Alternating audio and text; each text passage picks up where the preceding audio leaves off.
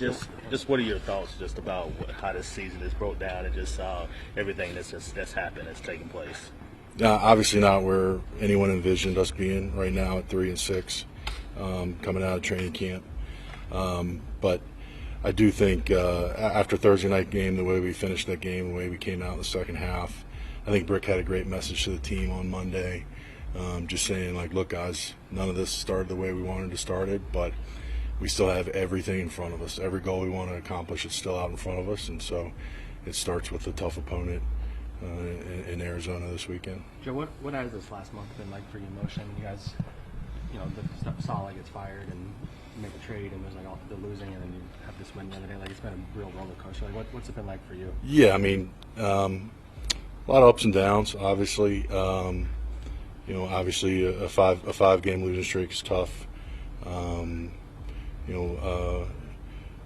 Losing Robert's tough, but I think there's a lot of resiliency in this building, and I think you guys saw it in the second half Thursday night, and I'm hoping that it really propels us moving forward. Since we haven't talked to you since, I think, right before the season started, you mentioned Robert. What was your feeling about that? Did you agree with that decision? Yeah, I know. Woody spoke afterwards. I don't really have anything to add, any comment to add. All I can say is that since that decision's been made, all my energy, all my focus has been doing whatever I can to help Brick, his staff, in the locker room turn this thing around. So that's kind of where I'm at. Are you concerned about your future with the team, Joe?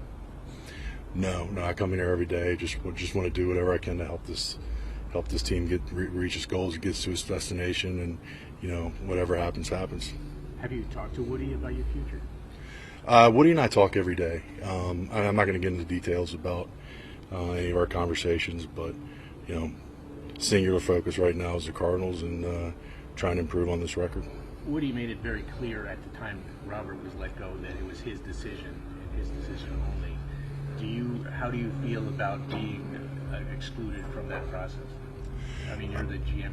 I think you spearheaded the coaching search that hired Robert. So I'm wondering how you feel about that. Again, I'm not going to get into any of the details or any of the conversations that happened before or after that. But again, Woody and I talk every day, and so at the end of the day, I think Colin Powell said it, but in a different arena. But I serve at the pleasure of the owner, and so my single goal is to help this team get to the goal of a championship. And so, obviously, again, not the start that anybody envisioned, but we still have it all in front of us, and it's just doing the little things better and executing and stacking some wins. What about bringing in Reddick?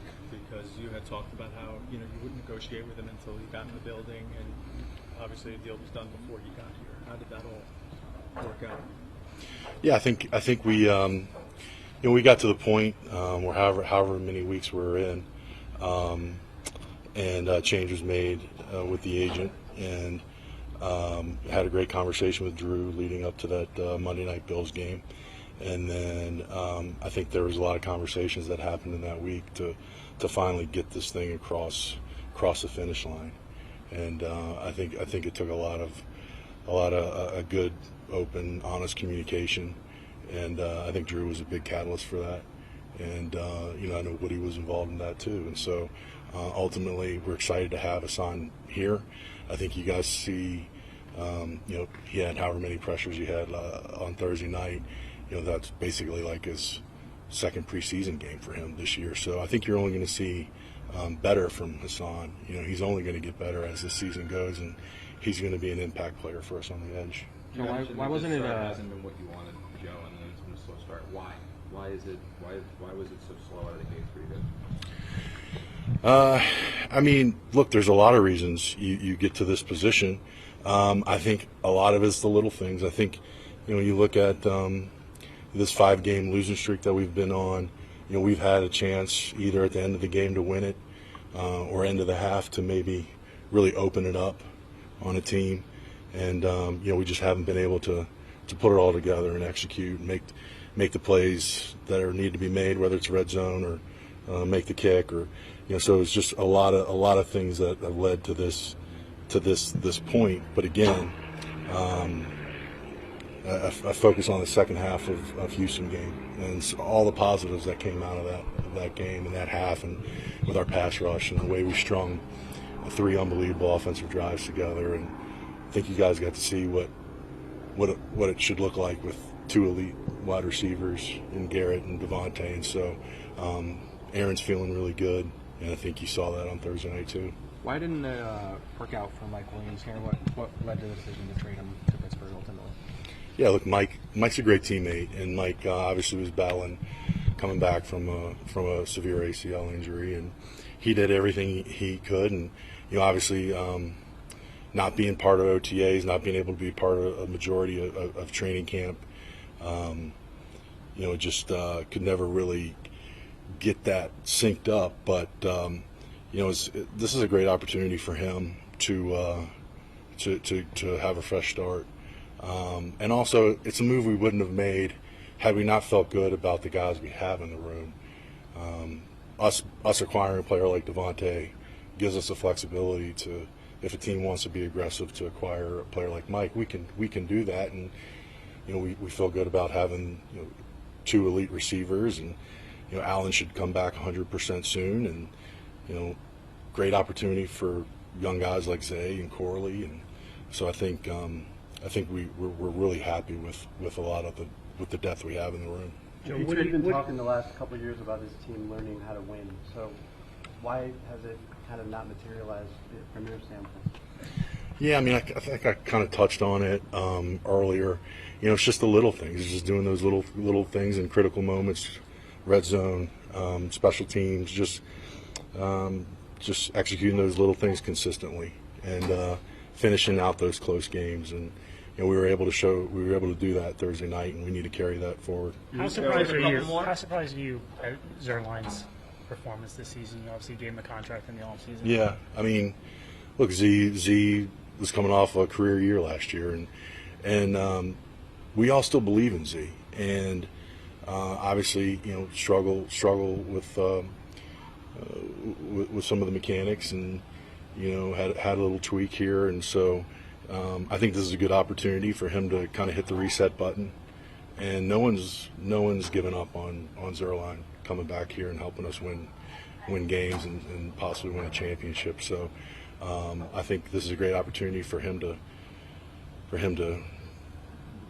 get right in many ways, and so but he is loved and respected by everyone in this building. So what have you observed about your interim head coach? Oh yeah, Brick. Brick is he has a unique ability to make really authentic connections with everyone. Obviously, him being a former player, a guy that's gone through a lot of adversity and overcome a lot of adversity. I think he really speaks authentically to the players, and I think you've heard it said by some of our players on other shows or broadcasts, but he's a real dude, and I think that comes through in the way that he communicates, not only one-on-one but with the entire group. Joe, you've been here for I guess 5+ years or something like that, a long time. What would you say to the narrative out there that he's had a long it's been long enough for him to turn this around, and you haven't had a winning season yet? Yeah, I mean we haven't had a winning season, so we're sitting here at 3-6, and so there's a lot of frustration. Obviously it starts with me.